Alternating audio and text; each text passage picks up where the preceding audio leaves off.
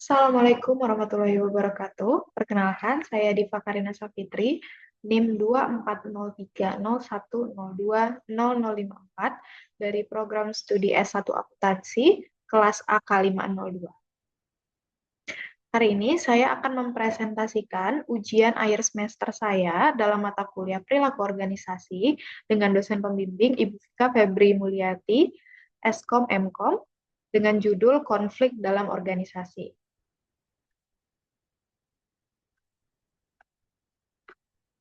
Sebelumnya, yang pertama kali akan kita bahas adalah pengertian konflik.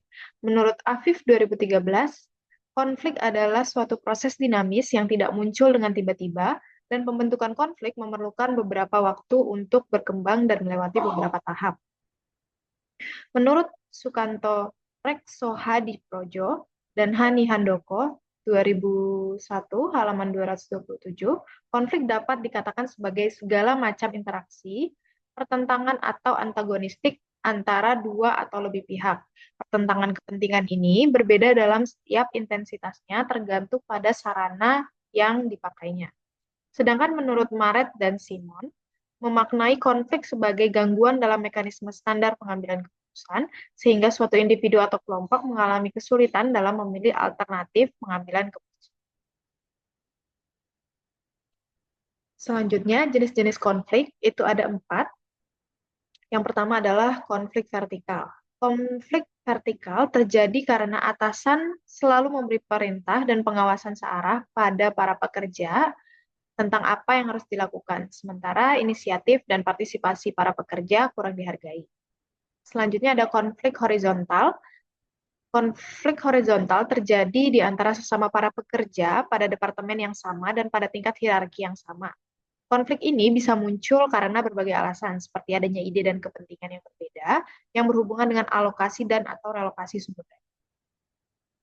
Yang ketiga adalah konflik jalur staf yang terjadi antara staf pendukung dan para pekerja dalam suatu departemen atau organisasi.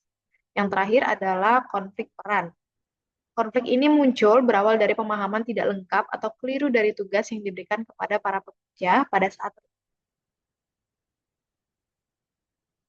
Selanjutnya, jenis-jenis konflik juga terbagi menjadi dua. Yang pertama adalah konflik pribadi, dan yang kedua adalah konflik organisasi. Untuk konflik pribadi, berasal dari karakter pribadi seseorang ketika para pekerja berinteraksi.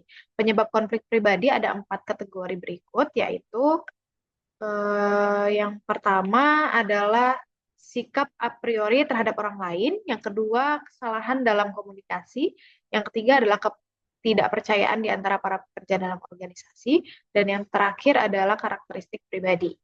Yang kedua adalah konflik organisasi, di mana menurut Afif tahun 2013, konflik organisasi adalah sebagai konsekuensi dari karakteristik desain organisasi, sumber daya yang terbatas, dan karakteristik sistem organisasi seperti kompensasi, pengambilan keputusan, perencanaan, dan penganggaran. Selanjutnya yang akan kita bahas adalah faktor penyebab konflik. Faktor penyebab konflik di sini ada dua. Yang pertama adalah faktor manusia, di mana dapat ditimbulkan oleh atasan, terutama karena gaya kepemimpinannya, dapat ditimbulkan oleh personil yang mempertahankan peraturan-peraturan secara kaku, dan juga bisa timbul karena adanya ciri-ciri kepribadian individual antara lain sikap egoistis, temperamental, sikap fanatik, dan sikap otoriter.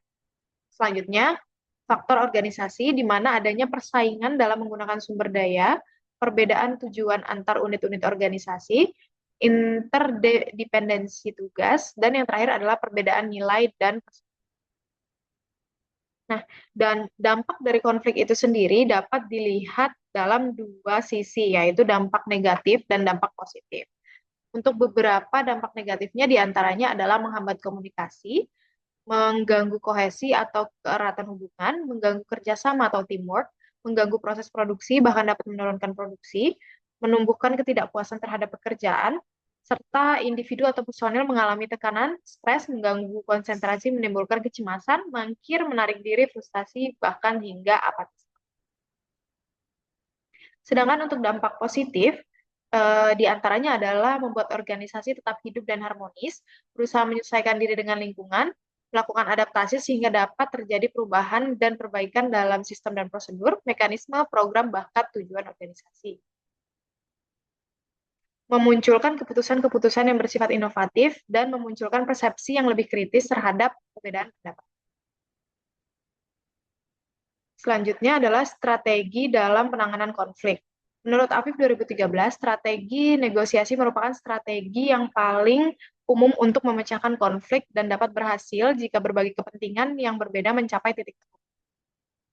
Titik negosiasi yang dapat dilakukan oleh manajer diantaranya adalah